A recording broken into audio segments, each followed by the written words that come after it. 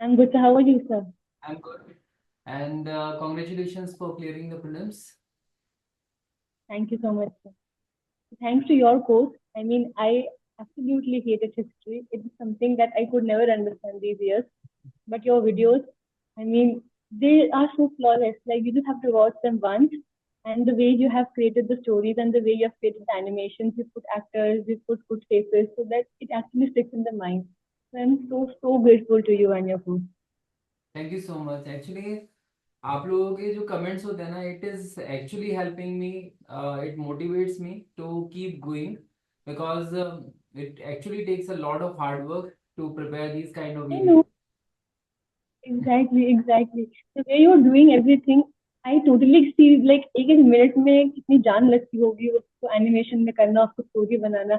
Even economics I saw, even ancient history I saw, all those are free. I would have like I mean exactly मैं एनबीएसटी का question भी आया था अभी exam में और मैं सुबह आपका ही वीडियो देख रही थी मुझे लगा मेरे वाइस क्या करती हूँ मैं एक बार वीडियो देख लेती हूँ दो तीन पॉइंट्स जो सर के डिस्टिंग्विश वाले हैं एनबीएफसी में केवल वो डिमांड डिपॉजिट या टाइम डिपॉजिट वाली बात नहीं लेते तो वो आपकी वीडियो से ज्यादा रिकलेक्शन में अच्छा होता है तो I mean even till the last moment I was watching your videos for so many things basically Thank you. Thank because the way you it is amazing. Okay, thank you so much. मतलब किसी भी तरह की कोई coaching prelims या mains की आपने already join की हुई है या फिर की थी? तो इस बार प्रीलिम्स के लिए तो मैंने कुछ नहीं किया था थोड़ा बहुत जैसे आपका कंटेंट लिया है मेंस के लिए मुझे थोड़ा सा समझ में कम आ रहा है बिकॉज मेंस मेरा एक बार भी निकला नहीं है तो टेस्ट सीरीज तो ऑफकोर्स ऑप्शनल की मैंने एक ली हुई है एंड जीएसटी भी मैं लूंगी एसटी की भी मैं लूंगी तो अभी एक वो तो डेफिनेटली है ही ये सारी चीजें तो सर मैं कर रही हूँ सर. सो तनिषी, हम लोग बेसिकली क्या कर रहे हैं कि हम लोग एक मेंटरशिप प्रोग्राम रन कर रहे हैं. ठीक है, जिसमें हम लोग आपकी आंसर राइटिंग को इम्प्रूव करने की कोशिश करेंगे. ठीक है, over the period of like next 48 days. So हमारा प्रोग्राम जो है दैट विल स्टार्ट ऑन 8 जुलाई और ये चलेगा 3 सितंबर तक.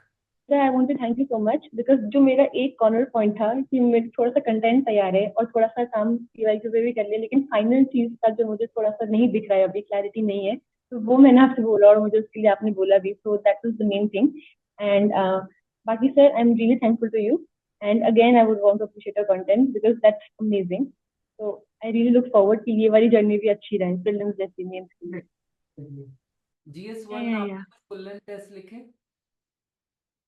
तो हाँ मैंने एक्चुअली आपने जैसे बताया था कि आप एथिक्स नहीं कर रहोगे तो सबसे पहले मैंने एथिक्स करना स्टार्ट कर दिया था because I knew that I will follow your time table तो वो फिर बाद में स्पेस नहीं मिलेगा तो I was doing GS4 while we were doing modern with you.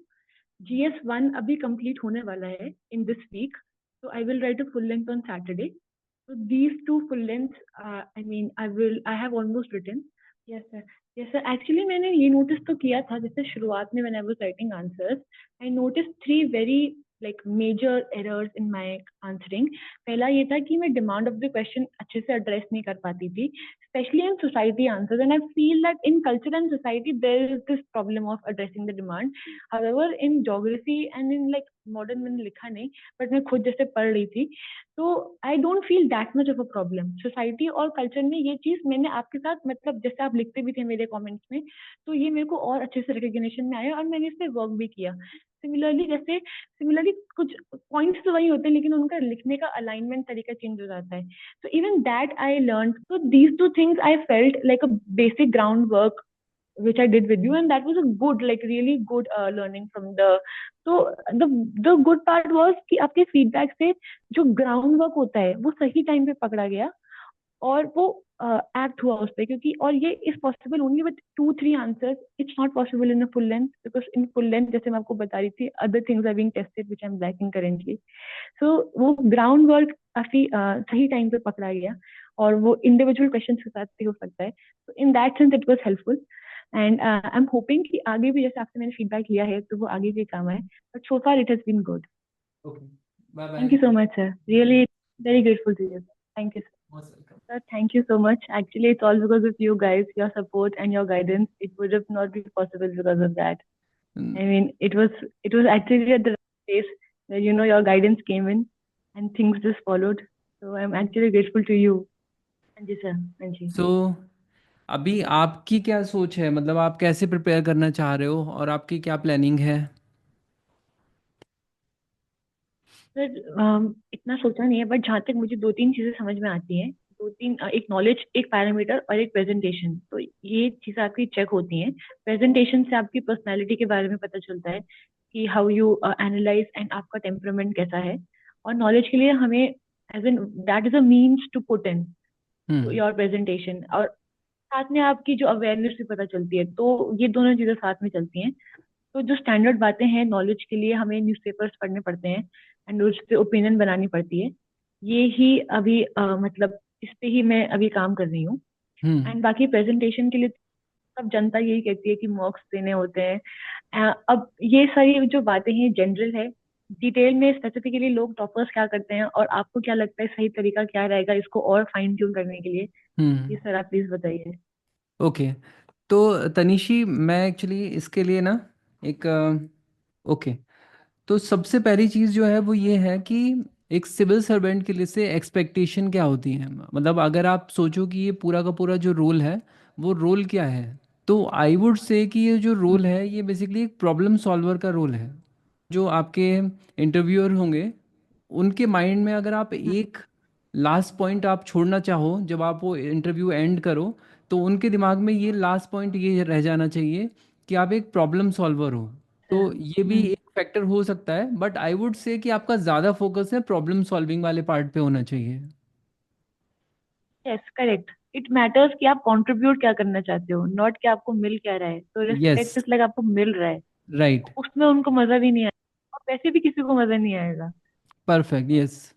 ठीक है। और जब आप अपने आप को एक प्रॉब्लम सॉल्वर की तरह प्रेजेंट कर रहे हो, तो एक्चुअली उनके पास भी अब यस। इंटरव्यू काफ़ी ओपन हो जाएगा कि आपसे कुछ इस तरह के क्वेश्चंस डिस्कस करें जिसमें प्रॉब्लम्स हों। या फिर नेक्स्ट क्वेश्चन ही आपका इस तरह का हो सकता है कि आप अभी करंट सिस्टम में ऐसी कौन सी प्रॉब्लम देखते हो जिसको आप सॉल्व करना चाहते हो। तो इट इट मीन्स कि लाइक 50-50 चांस ये है कि आपको आपका नेक्स्ट क्वेश्चन खुद से पहले से ही पता है। Actually nice, yes. या हाँ, ऐसे ही वो बोलते भी है कि आप प्रिडिक्ट कर सकते हो, तो these are right. The ways now I M.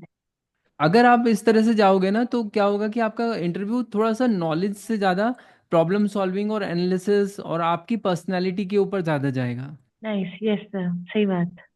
ठीक है। तो ये एक चीज़ हो गई जो मुझे आपको बताना था। इसके अलावा आप जब अपना डेफ फिल कर रहे होगे ना, तो उसके अंदर भी आप कुछ ऐसे पॉइंट्स रख सकते हो जहाँ पर ये शोकेस हो कि आप एक प्रॉब्लम सॉल्वर हो। एक्चुअली जो आपने फॉर्मेट बताया है, like for two things, problem solving and the way to direct it through that essence, hmm. That is very nice. मतलब मैंने बस सुना था कि लोग कहते हैं, बट मुझे कभी भी समझ में नहीं आया कि ये कैसे होता है। तो this is right. Quite a like thing, काफी अच्छा मुझे, हम एक्चुअली में काफी आपसे समझा भी, जिससे हम कर भी सकते हैं। Okay perfect. आई फील कि आप अगर इस लाइन पे थोड़ा प्रिपरेशन करोगे अपना इंटरव्यू का तो डेफिनेटली आप क्रैक कर लोगे। ठीक है सर, ठीक है।